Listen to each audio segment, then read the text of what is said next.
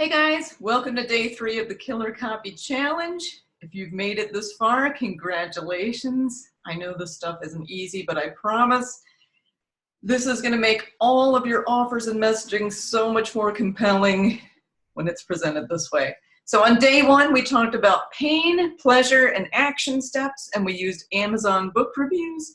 And then yesterday, we dug a little deeper into the pain, what that looks like for your client, how it's showing up, how it's making them feel, the actual description of the day to day, how it's showing up for them, showing them you understand the pain. And it's almost like pretend you went to a doctor because something was hurting and it took 2 weeks to get the appointment and you waited in the waiting room for 20 minutes or let's be real, an hour.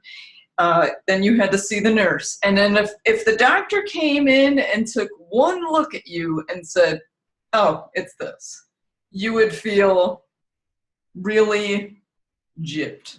You'd be like, I waited all this time for that. So this is why instead you want to show them how much you care before how much you know. You want to show them, I understand what you're going through. This is what it looks like on a daily basis. So it's not that you're getting them in touch with the pain or doing anything manipulative. It's that you're showing them, I understand. So the next thing we're going to do today, this comes from Russell Brunson in .com Secrets and Expert Secrets. He lays this out so nicely. You want a common enemy. And this doesn't have to be a person. It could be more like a general trend or fad. Some business coaches are anti-hustle, so they're making an enemy out of hustle. If you're a health coach, maybe you're anti-diet or anti-restriction.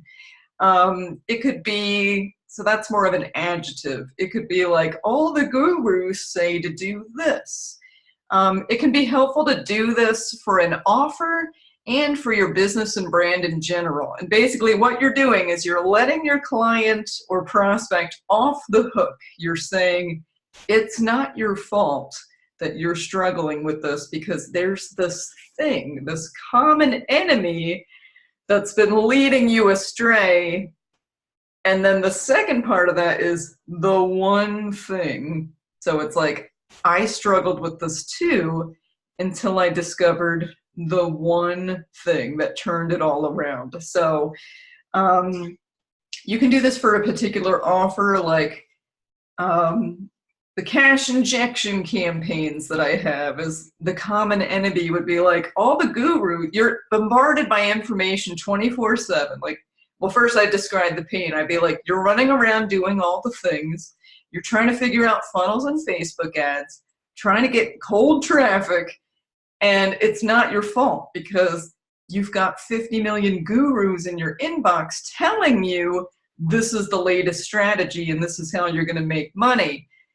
Meanwhile, a lot of those gurus are not making their money that way. They're speaking, they're collaborating and getting joint ventures. So anyway, that would be the common enemy, is you've got all these gurus in your inbox telling you the latest strategy of the day. And then the one thing would be these cash injection campaigns. First, you have to have an offer, and then you have to send traffic to it. But you're better off with the people who already know, like, and trust you. So that would be an example of the enemy and the one thing. If you're a health coach, maybe the enemy is, you know, we're so busy on a day-to-day basis. Of course, your self-care goes to the bottom of your to-do list because you're told, I need to be a good wife and a good mother, and you're, you know, all things to all people, and it's time for you to put yourself back. So maybe the one thing is the exact solution you provide. Like for some people, it might be a plant-based diet or maybe a low carb, I don't know. But whatever the solution is you provide. And this also kind of relates to your hero's journey. This might be something you struggled with. You were also doing all the things until you discovered this one thing. and then it turned it around. Or you might have helped a lot of people overcome this already. So I don't necessarily have a hack for you as far as you can use your Amazon book reviews, you can use your Facebook group, and this will be like, I've tried a lot of this, or I keep hearing this, but for some reason, or you might hear a lot of people saying in the after, like the pleasure, now they feel unrestricted, or they feel like they're working a lot less instead of doing the hustle. Or you might just notice a trend in your industry. So you don't have to make enemies out of people. You can just say general gurus if you want, but it's definitely something that's common in your industry, and you're going to put a flag in the ground saying, I'm taking a stand against this. And this can be helpful in an individual offer or your brand in general. So I would love to help you out with this.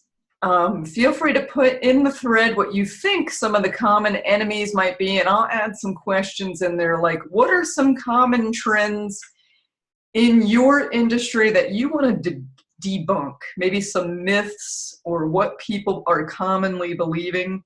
And I'll say this one last thing.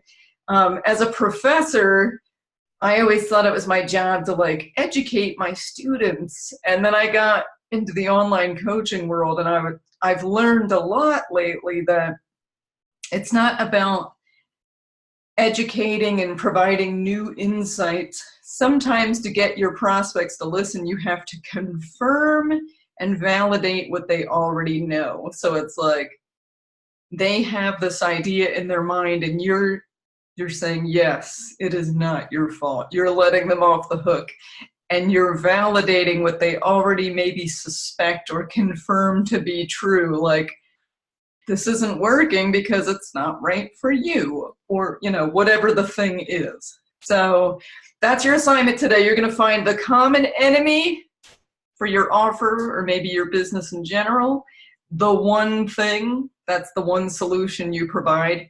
And sometimes it can be hard to specialize, but you will make a lot more money in your business if you can be a specialist instead of a generalist. Think of the surgeon.